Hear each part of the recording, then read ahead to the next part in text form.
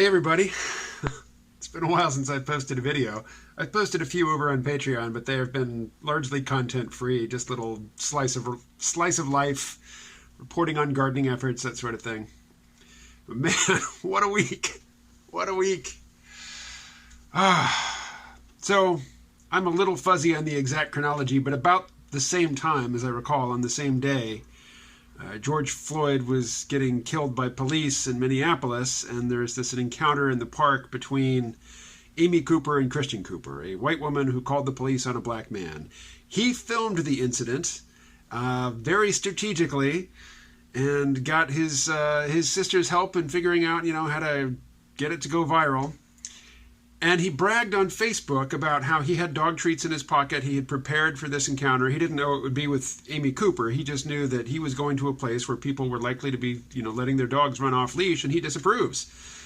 So he was ready to fuck with somebody if the situation presented itself. And he told Amy Cooper, he bragged about this on Facebook. He said, I told her, I've got dog treats. He tried to call her dog over. He said, if you don't put that dog on the leash, I'm going to do something to it that you won't like. He did threaten her dog. He admits to threatening her dog. He is the architect and the instigator of that encounter. She fucked up. She had a camera on her, and she let her racial fears and prejudices bubble to the surface in a moment of, high stress. I don't feel enormous sympathy for her, given, she worked for an investment house in Upper Manhattan. Her job is to concentrate wealth. I don't feel much sympathy for her, but all the public shaming, and I was really disappointed to see Crystal Ball and Sagar and Jetty get in on it. All the gleeful cackling and public shaming, and just the millions dogpiling on this woman who just took her dog to the frickin' park. Yeah, she let it run off leash. It was a little Cocker Spaniel about this big.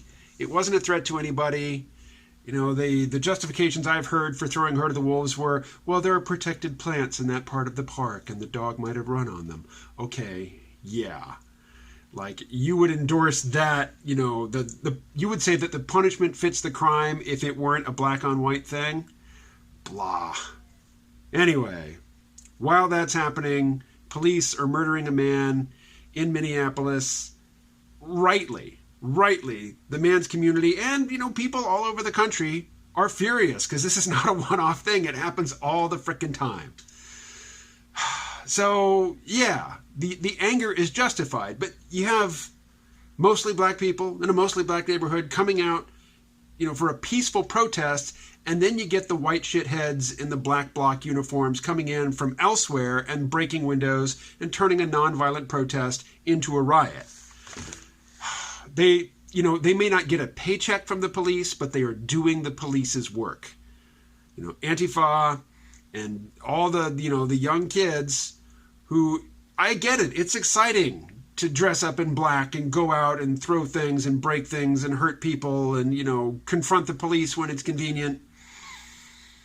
It's fun, but it doesn't help. And you're really doing it at somebody else's expense.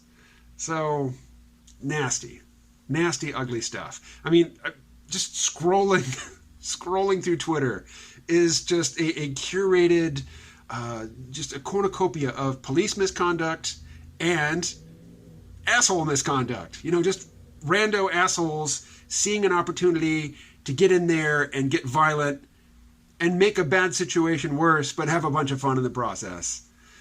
On the bright side, a couple astronauts, I had never heard of them before.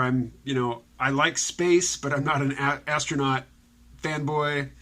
So I don't know their names. I'm sure many people are very angry that they're both white men, maybe Gen Xers. They look to be middle-aged. And they were the first astronauts in nearly a decade to launch into orbit from the United States. Since the space shuttle was retired in 2011, the United States and NASA has had to hitch rides on Russian rockets to get American and others, astronauts up to the International Space Station. Russia charged $80 million per seat per launch, for the privilege. So, Yay, that's good. It was a really, for people like me who are interested in space, uh, I maintain that space is for robots. Robots do great in space. Humans, not so much.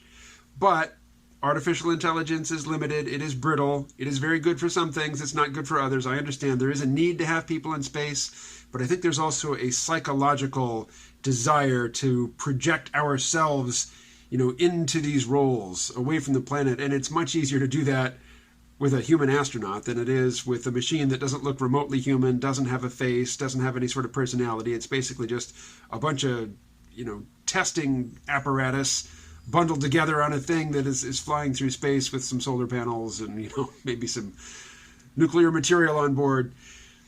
It's just not very charismatic.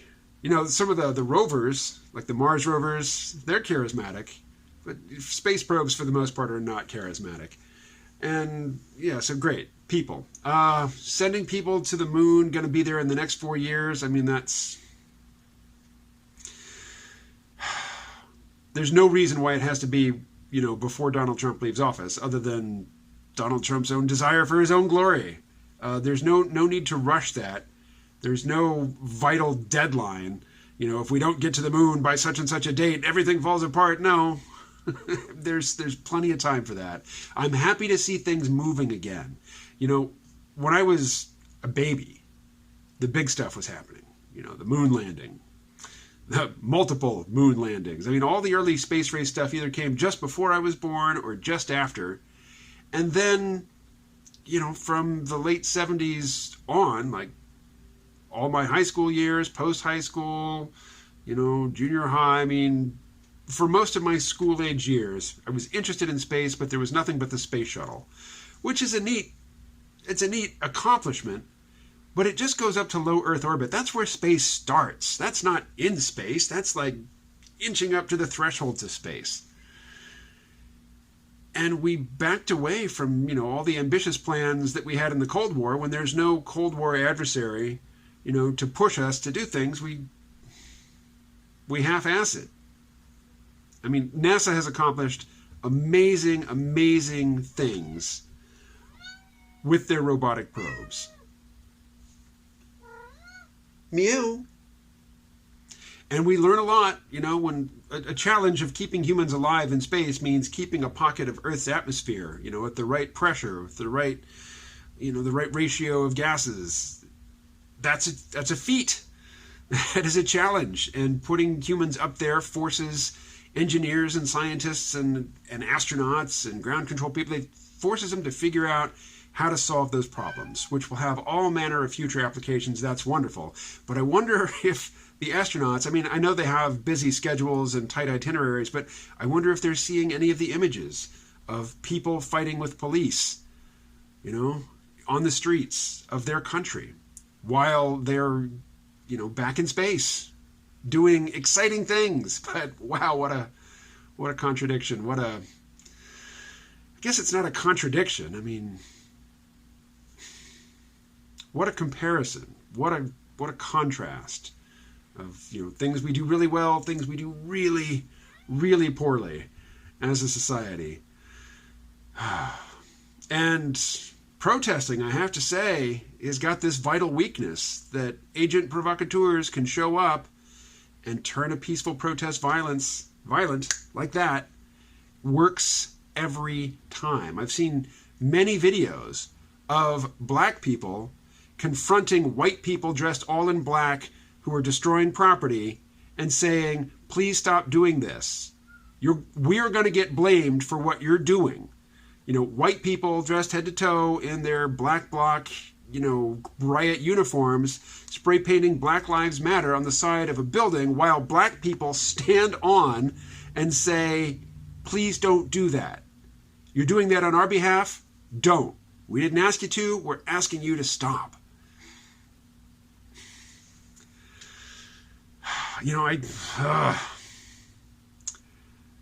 I have disagreements, substantial disagreements with my leftist friends about what's appropriate, what's useful, what's going to bring desirable outcomes. And so many of the tactics that, they cheerlead, I see as destructive, like beating people up. I don't see that as a viable way of creating justice and peace, but it's a shit ton of fun. So it's really easy to, to justify it to yourself if you're young and excited about going out and, doing battle in the streets. And if you're the keyboard warrior sitting back watching it all unfold on Twitter or wherever and going, yay, yay, yay, get those fascists. Yeah, that's fun too, but it's not helpful. It does not produce good results. But my problem, surely I have many, right? But my issue or my tension, my psychological, emotional tension around this is that the people with whom I'm having these substantial disagreements are people whose company I generally enjoy. I'm thinking of individual people, but I'm also just thinking of classes of people. Demographic categories that are likely to contain people that I will easily get along with. And here I live out in the country, and I am surrounded by what in the South would be called rednecks. Here they're called woodchucks. But they're basically anti-intellectual, loud truck, hyper-masculine, I don't like the phrase, but I would even say toxically masculine young men who I have no in with at all. There's just no point of contact other than maybe, a nod. If we haven't exchanged any words, if they haven't heard me speak, they can maybe, particularly if they see the teeth, they can, see me and for a second think maybe I'm on their side. But as soon as they hear me speak, so the people that I'm often sticking up for, I don't like them. And, maybe you fall into that category. You're young, you live in a rural area, you don't like, hippies, you don't like people who think they're smart, you don't like people who have big vocabularies, you don't like people who come from the city. I'm all that shit. I get it. I defend you all the time, even though I really don't want to hang out with you or have much to do with you. Sorry. I can get along with uneducated rural folk, but for me, it's got to be in the South. I just don't relate to the uneducated rural nor, New Englanders. And I'm sure I won't relate to the uneducated rural Puerto Ricans either, but who knows? I hear they're very friendly once you get out of San Juan. Although, in my experience, people were friendly in San Juan. So maybe the Puerto Rican countryside is just paradise, although I hear there's a lot of poverty. Anyway, 13 minutes. It's probably a good length.